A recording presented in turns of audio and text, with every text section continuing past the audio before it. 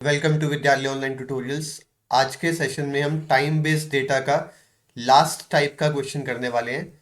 Find. तो इसमें भी आपको ट्रेंड लाइन करनी है by method of least squares. Difference क्या है? इस बार नंबर ऑफ ईयर्स इवन है। इवन होने की वजह से जो ओरिजिन मतलब जो मिडिल ईयर हम सिलेक्ट करते हैं वो डिफरेंट होता है। उसके अलावा सारी वर्किंग सेम रहती है। चलिए इसमें इसमें सबसे पहले मिडिल ईयर ही सिलेक्ट करते हैं।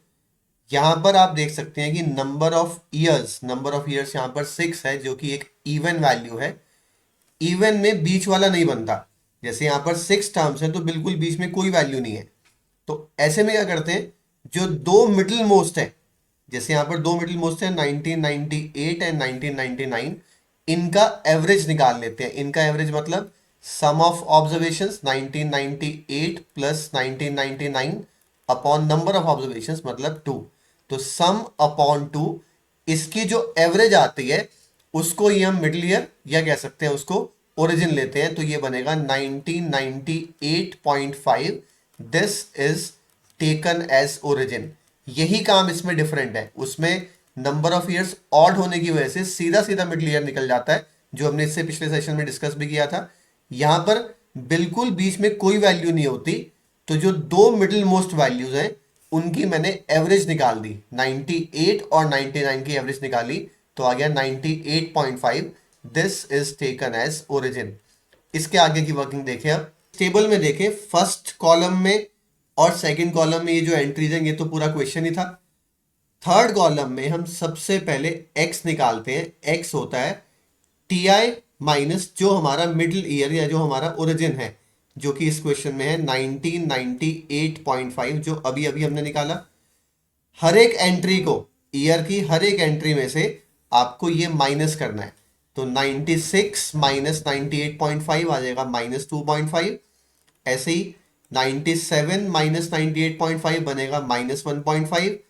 नेक्स्ट एंट्री हो जाती है -0.5, उसके बाद 0.5, फिर 1.5 और उसके बाद लास्ट एंट्री बनेगी बिल्कुल इसी तरह से 2.5। अब नेक्स्ट कॉलम में क्या करना है? नेक्स्ट कॉलम में मुझे इन सब का स्क्वायर कंसिडर करना है। इसका स्क्वायर क्या आ जाएगा? इसका स्क्वायर आ जाएगा 6.25, माइनस 1.5 का स्क्वायर बन जाएगा 2.25।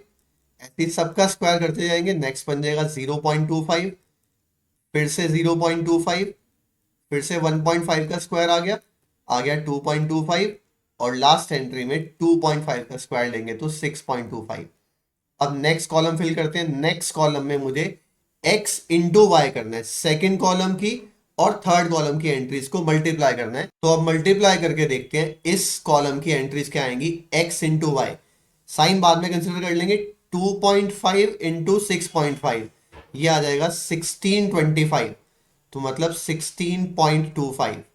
ऐसे ही जब आप 1.5 को 5.3 से मल्टीप्लाई करेंगे, ये आ जाएगा 750 और 45 मतलब 795, मतलब -7.95। 0.3 इंटू 0.5 ये आ जाएगा 2.15। ऐसे ही 6.1 इंटू 0.5 3.05, ये नेगेटिव आएगा, ये आएगा पॉजिटिव। इसी तरह से इसकी जो लास्ट एंट्री बनेगी इन दोनों को मल्टीप्लाई करके बनती है 19.5। चलिए अब ये सभी कॉलम्स का सम निकाल लेते हैं। सिग्मा वाई निकालते हैं पहले। तो सिग्मा वाई आएगा इन सब का सम, जो बनेगा 5 + 3 8, 11 12 18 26, 2 कैरीड ओवर, 8 5 13 17 23 28 35। तो सिग्मा वाई आ जाता है 35.6। सिग्मा एक्स की वैल्यू इस केस में भी ऑड वाले केस की तरह यहां पर 0 ही आती है हमेशा। अब फाइंड करते हैं सिग्मा एक्स स्क्वायर क्या बनेगा। सिग्मा एक्स स्क्वायर की वैल्यू निकालते हैं, उसको मैं यहां पर लिख रहा हूं नीचे। सिग्मा एक्स स्क्वायर बनेगा, इनको ऐड करेंगे तो 8.5, 8.5 और 0.25 8.75, और जस्ट उसका डबल ही कर देते हैं। 8.75 का डबल कर देंगे क्योंकि वापस वही एंट्रीज आ रही हैं, तो ये आ जाएगा 17.5। अभी लास्ट वाले कॉलम की एंट्रीज का सम निकालते हैं। पहले नेगेटिव वालों को कंसिडर करते हैं। -16.25, -16.25 -7.95, ये बन जाएगा 24.2, और इसमें 2.15 और ऐड करके ये बन जाता है 26.35। ये तो आगे नेगेटिव वैल्यूज।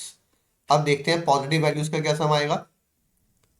अब पॉजिटिव वाली वैल्यूज का सम निकालते हैं। 19.5 प्लस 8.40 ये हो गया 27.9 और इसमें 3.05 और ऐड कर दें तो ये बन जाता है 30.95। अब इनको जब सब्ट्रैक्ट करेंगे तो ये आ जाएगा 4.60। इनको सब्ट्रैक्ट करके हमारे पास आ जाती है वैल्यू 4.60। तो सिग्मा एक्स वाई बनता है 4.60। अब निकालते हैं ए और बी की वैल्यू। इक्वेशन बनाने के लिए जो ए और बी की वैल्यू चाहिए होती है हमें, ए हो जाएगा sigma Y upon N. Sigma Y है अभी हमने निकाला था 35.6, नंबर ऑफ ईयर्स है 6 यहाँ पर। इसको 35.6 को जब आप 6 से डिवाइड करेंगे तो ये आ जाएगा 5.93। अब ऐसे ही बी की वैल्यू होती है sigma X Y upon sigma X square. Sigma X Y निकाला था हमने 4.60। 4.60 डिवाइडेड बाय 17.5। आप सिंप्लीफाई करेंगे, फर्दर सिंप्लीफाई करेंगे तो बी की वैल्यू बनेगी 0.263। राउंड ऑफ करके 0.263 ये बी की वैल्यू आ जाएगी। लिखते हैं ट्रेंड लाइन की इक्वेशन क्या बनेगी, y is equal to A plus B X. Equal to A plus B X, ये तो ट्रेंड लाइन की इक्वेशन बन गई।